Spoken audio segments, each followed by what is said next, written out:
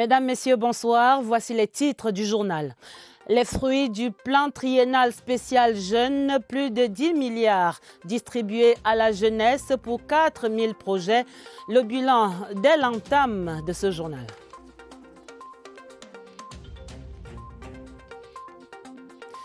Les fruits de la 5G, toujours attendus au Cameroun. Une migration technologique déjà effective ailleurs pour booster l'économie numérique. Mais qu'est-ce qui coince donc chez nous? Le 20h30 mène l'enquête. Et puis les fruits de la longue enquête de la FIFA, le président de la CAF suspendu pour les 5 prochaines années. Question en page des sports, quel avenir pour Ahmad Ahmad dans le sérail du foot africain? Réponse vers la fin du journal. Voilà pour les titres, développement après ce message.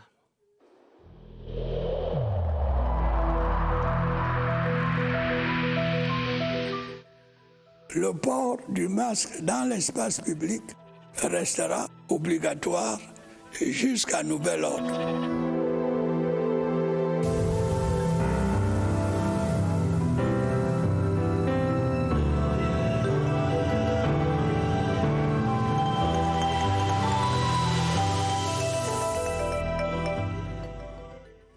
En ouverture du journal, le dossier du 20h30, donc, pour une évaluation des fruits du plan triennal spécial jeunes décidé par le chef de l'État, son Excellence Paul Biya. De la parole aux actes, le ministre Mounouna Futsou achève une autre tournée de remise des chèques à travers les 10 régions du pays, portant à un total de 4000 projets le portefeuille pour un financement global de plus de 10 milliards de francs CFA. Le bilan avec Oswald Modon. La promesse présidentielle de 2016 fait déjà des heureux sur le terrain. À date, le compteur affiche 3835 projets. Parmi 1141 déjà opérationnels pour 2694 en cours d'installation. Le plan triennal spécial jeunes vise la facilitation de l'insertion socio-économique des jeunes, mais également l'accélération de cette insertion à travers l'entrepreneuriat jeunesse. Ces projets individuels ou par groupe génèrent aujourd'hui 4047 emplois. Dans la cuvée 2017-2018, 1325 bénéficiaires sont entrés en possession de leurs appuis et chèques lors des récentes descentes du ministre de la Jeunesse dans les 10 régions. Cette opération a permis également de lever tous les doutes et le scepticisme qui a animé la jeunesse par rapport à ce plan. La mise en œuvre de tous ces projets a nécessité la bagatelle de 10 milliards 228 millions de francs CFA. Nous avons pensé qu'il fallait réorienter les financements afin de valoriser les chaînes de valeur et notamment dans des filières qui répondent aux priorités économiques nationales, régionales et locales. Avec 1612 projets en attente de financement pour la seule cuvée 2020, le plan triennal spécial jeunes va permettre d'atteindre la barre des 5485 projets pour un montant global de 14 milliards 971 millions de francs CFA. Et ce n'est qu'un début pour une enveloppe de 102 milliards de francs CFA. Et on le comprend, l'opération se poursuit. Lancée en 2017, cette enveloppe de 102 milliards est à peine entamée pour l'accélération de l'insertion socio-économique des jeunes dans les secteurs de l'agriculture, l'industrie, l'économie numérique ou encore l'innovation. Voyons le cas de 2 jeunes. Ils s'appellent Fidèle et Athanase. Ils sont désormais chefs d'entreprise grâce à ce plan triennal spécial jeune présidentiel. Portrait croisé, Daniel Menanga. Plus besoin de me bousculer. Sur mon smartphone, j'ai toute la presse locale dès 4 heures du matin. Je m'informe en toute mobilité où je veux et quand je veux. À la télévision, ça fait waouh, ou l'effet de la réussite. On roule carrosse, directeur général et surtout premier concepteur de e-kiosque au Cameroun. Désormais, il est possible aux administrations, aux entreprises publiques privées d'acheter et de lire les journaux en version numérique. La plateforme dispose de plus de 100 éditeurs. Le plan triennal spécial jeune est passé par là, il y a 3 ans, pour transformer la vie de cet ingénieur de 31 ans. J'ai reçu un prêt d'un montant total de 8 millions à un taux préférentiel. Sur ce soleil, Athanase a pu se faire une place en jouant avec les rayons lumineux. J'ai été formé à l'incubateur du CMPJ de Mimboman. J'ai reçu 2 757 000 francs. Ça m'a permis d'avoir une durée d'avance sur les loyers. À 32 ans, le teinturier est son propre patron et aujourd'hui, ces 2 jeunes s'enregistrent parmi les réussites du plan présidentiel. Accélérer et faciliter l'insertion socio-économique sur 3 années. De nombreux jeunes Camerounais entrepreneurs du secteur numérique et bénéficiaires de ces financements du plan triennal spécial jeunes trépignent maintenant d'impatience dans l'attente de la 5G. La téléphonie de 5e génération est déjà activée dans de nombreux pays à travers le monde et elle pourrait accroître chez nous leur potentiel dans ce secteur des télécommunications. Voyons donc où en est le Cameroun dans ce processus de migration technologique. C'est une enquête de Irène Ndjanafouda. La téléphonie mobile de 5e génération 5G est hors réseau pour l'indicatif 237. Les communications électroniques émises au Cameroun sont couvertes par la 4G que les 4 opérateurs activent en accord avec l'État. Le Cameroun est encore à la phase de déploiement de la 4G. Je ne pense pas que nous ayons atteint la saturation avec la 4G pour prétendre à la 5e génération. Les éléments additionnels en termes d'avantages ici, c'est que la 5e génération va permettre un déploiement d'autres applications. La 5G expérimentée sous d'autres cieux fait déjà ses preuves et se caractérise par sa valeur révolutionnaire qui serait un atout majeur pour le Cameroun, pays hôte de grands événements sportifs. On peut parler d'une vitesse exponentielle, d'une réduction importante du temps de connexion d'un réseau stable et sécurisé. On a le champ, il faudrait être interconnecté avec le monde. Pour s'arrimer à la 5G, des préalables techniques sont nécessaires. C'est ce qu'on appelle migration technologique simplement, c'est-à-dire on commande de nouveaux équipements, des antennes et des stations, et puis on les fait remplacer par ce que nous avons aujourd'hui. La 5G est donc la technologie adaptée pour tracer le sillon de la révolution numérique. L'avenir immédiat dans ce domaine de l'économie nationale, c'est la SND 30. La rédaction vous propose dès ce soir une série d'enquêtes, de reportages et d'analyses pour planter le décor de l'entrée en scène prochaine de la stratégie nationale de développement pour 2020-2030, celle-là même qui remplace le DSCE.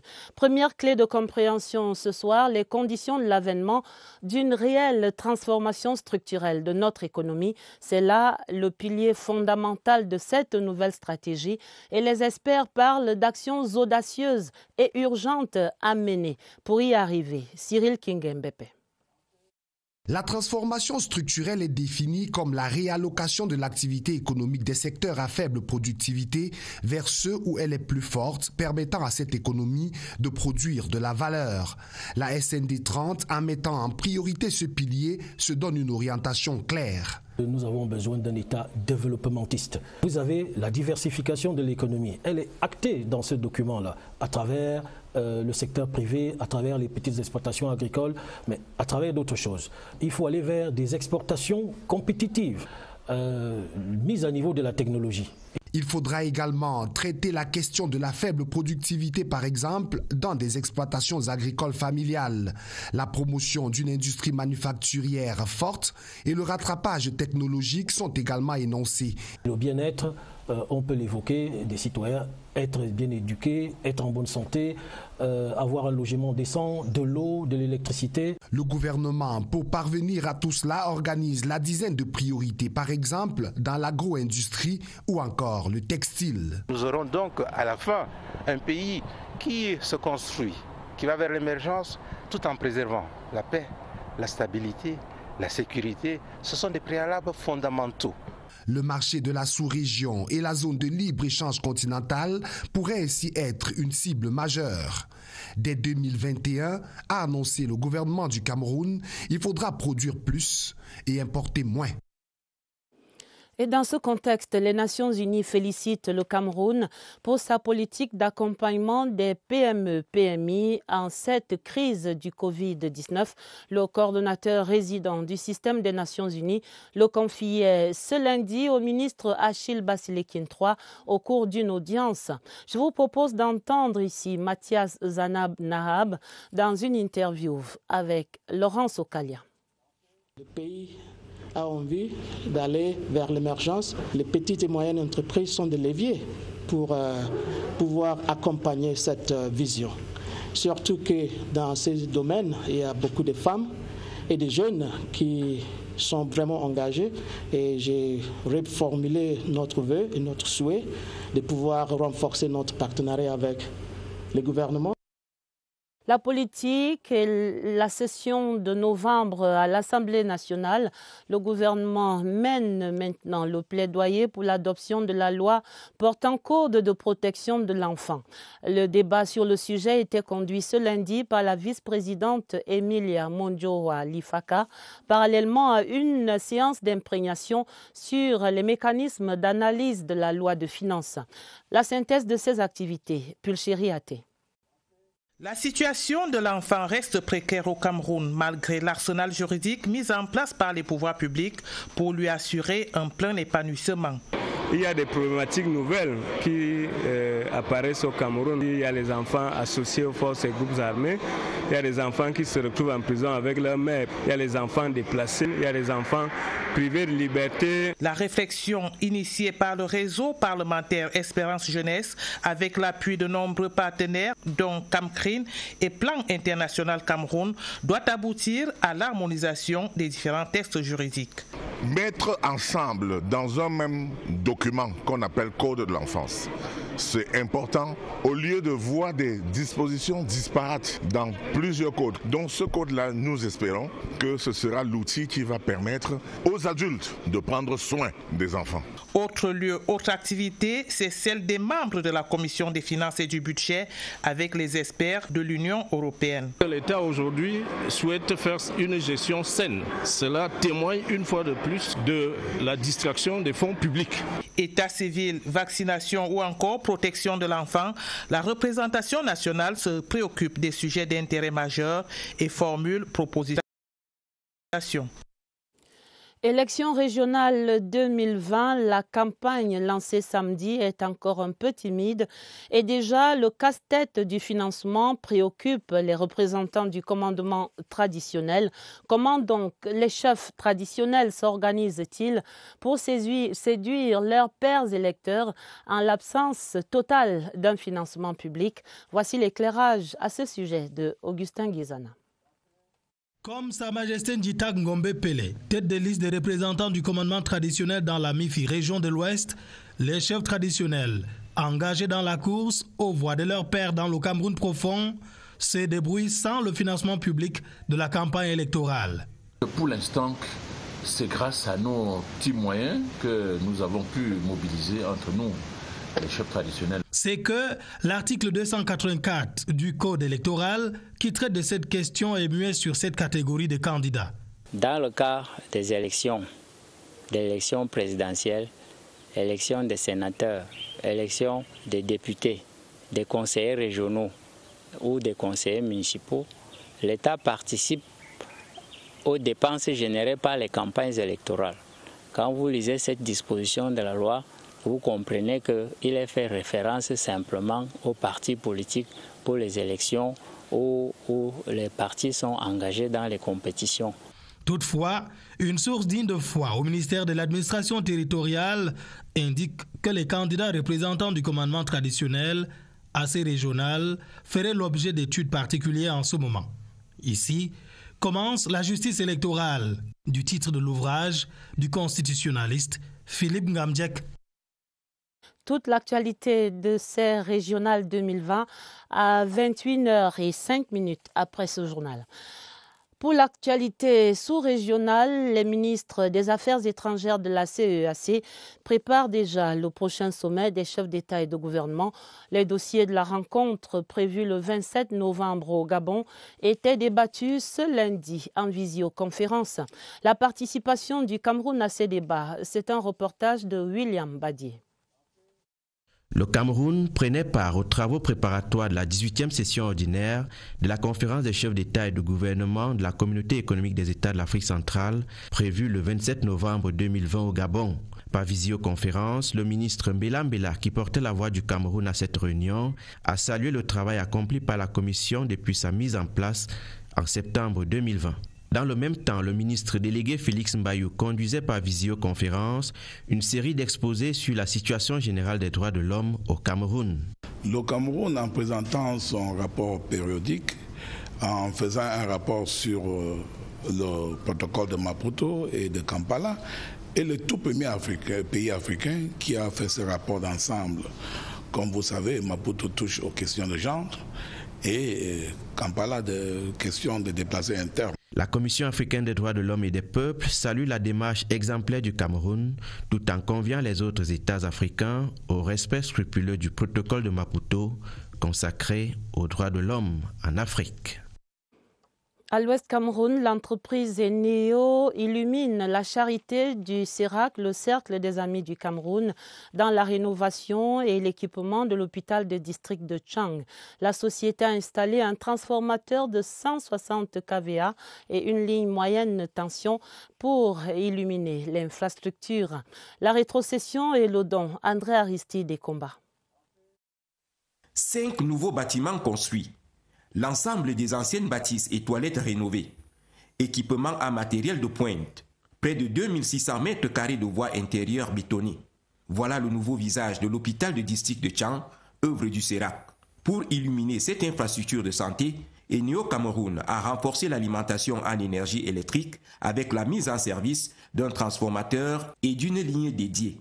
Eneo est aux côtés des Camerounais, est aux côtés de ses clients pour améliorer l'accès à l'électricité. Cette action fait suite à l'engagement d'Eneo dans le cadre de la lutte contre la Covid-19. Ces dernières semaines, nous avons contribué à améliorer les plateaux techniques de Douala et Yaoundé et de 10 autres communes en les dotant de matériel spécialisé pour la lutte contre la Covid et contre les autres maladies. Et plus généralement, je considère que ça fait partie de la responsabilité sociale des entreprises d'être au plus près des communautés, de les accompagner, d'être proches. En marge des soins médicaux, l'hôpital c'est aussi un appareillage électronique dont la durée dépend toujours de la qualité de l'alimentation en énergie électrique. L'extension constituée d'une ligne moyenne tension et d'un transformateur sera d'un grand apport. L'hôpital a beaucoup d'appareillages et en cas de coupure de courant ou le courant qui fluctue, c'est extrêmement dangereux parce que ça grille le matériel. Et ces appareils coûtent extrêmement cher. Tout ça pour un exemple, pour un automate de numération, c'est autour de 10 millions. Un petit clic de lumière, de grille. Donc c'est vraiment une innovation. C'est ça, comment dire, merci à la première dame avec le CERAC. Sinon c'est une révolution. La mise en service des réalisations d'Eneo s'est déroulée en même temps que la rétrocession au gouvernement de tout le centre hospitalier rénové et équipé par les bons soins du Cercle des Amis du Cameroun.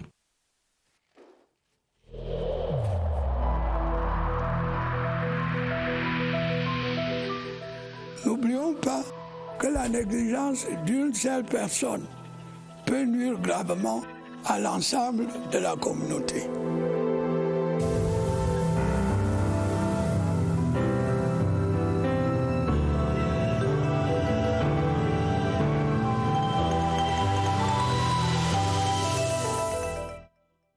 Et nous repartons vers cette région de l'Ouest pour parler santé.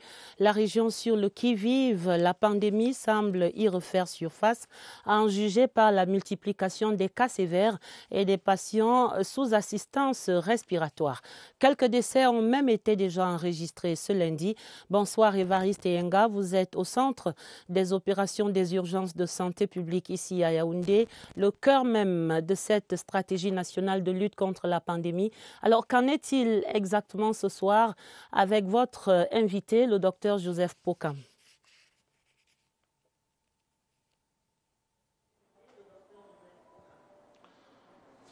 On en viendra à ce qu'il en est pour le cas de la région de l'Ouest, mais d'abord ces chiffres. 18 nouveaux cas enregistrés dans le district de santé de Penka, Missel, c'est bien dans l'Ouest. 17 nouveaux parmi avec 5 hospitalisations exigeant une assistance respiratoire et malheureusement 2 décès enregistrés en l'espace de 24 heures. Ces chiffres parlent pour le corps médical et ce soir on reçoit le docteur Joseph Fokam. Il est virologue en service au Centre international de référence Chantal Biya. Bonsoir docteur. Bonsoir Évariste. Et merci d'avoir accepté notre invitation. C'est peut-être un signal du genre, ce type de données. Effectivement, Évariste, alors que la situation était précédemment sous contrôle, depuis le mois de novembre, nous enregistrons de nouveaux cas, qui fait signe d'une résurgence dans nos différentes régions. Pas seulement à Penka-Michel, également ici à Yaoundé, durant le week-end passé, nous avons enregistré également des nouveaux cas positifs, même dans les écoles primaires, dans les écoles secondaires et même aussi au niveau universitaire. Ce qui réellement voudrait dire que malgré la riposte qui est mise sur le terrain pour contrecarrer l'émergence du virus, l'absence du respect des mesures barrières dans nos écoles, également avec le port du masque qui n'est pas respecté également dans la communauté, nous sommes malheureusement en train d'enregistrer de nouveaux cas de plus en plus. Alors docteur, dites, il y a réellement lieu de s'inquiéter. Pourquoi? Parce que même les populations où on croyait, par exemple les enfants de moins de 5 ans, qu'on ne pourrait pas réellement avoir de cas, nous avons durant cette semaine dernière, même ici à Yaoundé, au Centre international de référence Chantal Biya, vu des cas positifs qui ont été confirmés en termes de cluster en famille. Et actuellement, le réel problème, c'est que nous avons des formes de clusters qui émergent soit dans les écoles, soit en milieu familial. Donc nous voulons réellement que nous reprenions ces mesures barrières, même si elles doivent être répressives. Merci à vous, docteur, d'avoir accepté cette autre invitation. Vous l'avez relevé parmi nous. Vous avez relevé par vous-même, il y a ces premiers signaux déjà d'une reprise de la pandémie du coronavirus dans la région de l'Ouest et pas que, puisque le médecin a rallongé la liste et donc la nécessité de continuer d'observer les mesures barrières s'impose par elle-même. Ce sont ces mesures barrières qui ne sont pas observées qui sont mises en cause. À vous le plateau. Mesures barrières donc. En nécrologie, la haute Sanaga qui pleure un grand chef, Sa Majesté Pierre Sumbu Angula, chef supérieur des Yezoum, décédé hier dimanche à 85 ans des suites de maladie. Le trône de Lembe Yezoum est donc laissé vacant par le patriarche au terme de 40 années d'un règne paisible. L'évocation de Daniel Menanga. Un grand vide chez les Yezoum. Le chef supérieur s'en est allé pour toujours. À l'image, il y a une dizaine d'années, Sa Majesté sur le trône pour se consacrer entièrement à ses fonctions. C'est que Sa Majesté Sumbu Angula Pierre était par ailleurs opérateur économique, membre du Conseil des sages dans l'Association nationale des chefs traditionnels, entre autres. Ses compères patriarches, son peuple, ses multiples femmes, enfants, ne le verront plus jamais. Le grand sage aura vécu 85 années, dont une quarantaine sur le trône. Fin de l'histoire, dimanche 22 novembre 2020 à Yaoundé. Les condoléances du 20h30 à la grande famille endeuillée. Les anciens élèves du collège Bullier de Saa et du collège Stoll d'Akono, tous de la congrégation des frères maristes, viennent de créer un cadre de solidarité. Lancement de ces activités à Saa dans la Léquier avec Emmanuel Bicomte de CRTV Centre.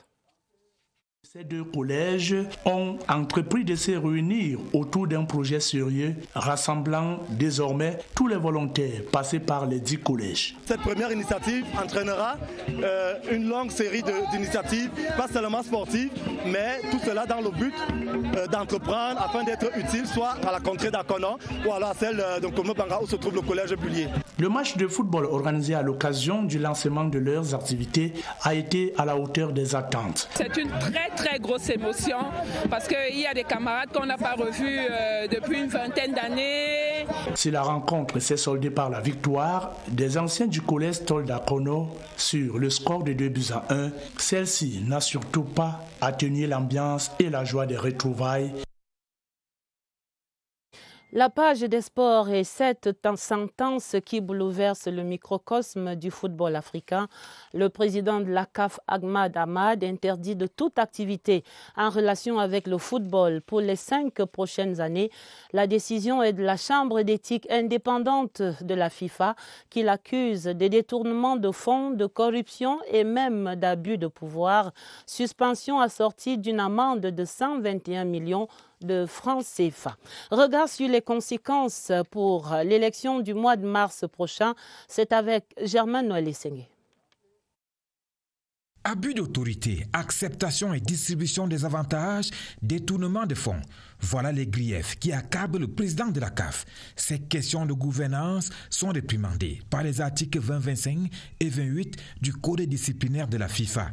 Une enquête sur le comportement de M. Ahmad au poste de président de la CAF a débouché sur les faits mettant à mal son devoir de loyauté. Organisation et financement d'un pèlerinage à la Mecque, acquaintance avec l'entreprise d'équipement sportif Tactical Steel basée en France. En somme, une gestion de fonds peu orthodoxe. Cette interdiction d'exercer pendant 5 ans ferme définitivement la porte à une candidature aux prochaines élections de la CAF prévues en mars 2021. Le Malgache avait déjà manifesté son intention de briguer un nouveau mandat.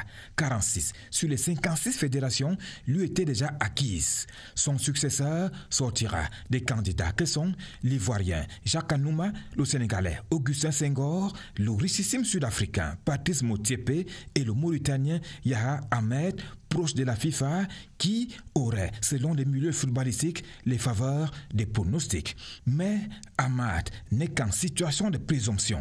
L'ancien secrétaire d'État au sport malgache dispose encore d'un droit d'appel auprès du TAS. Des nouvelles qui mettent un terme à ce 20h30. Le journal était préparé avec la collaboration de Alvin Giselze et de Augusta Ngononga.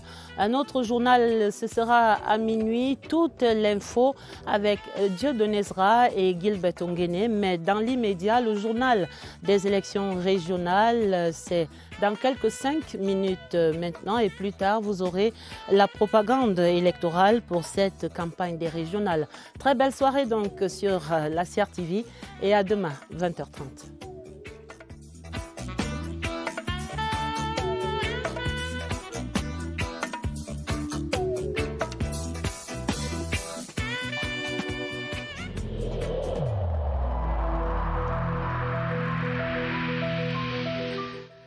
Il est essentiel que les mesures qui ont été indiquées soient absolument respectées par chacun de nous. Lavez-vous régulièrement les mains à l'eau et au savon ou à l'aide d'un gel hydroalcoolique. Restez à au moins 1 mètre de distance des autres personnes, surtout si elles toussent, éternuent ou ont de la fièvre. Si vous avez de la fièvre, de la toux ou des difficultés à respirer, consultez un médecin.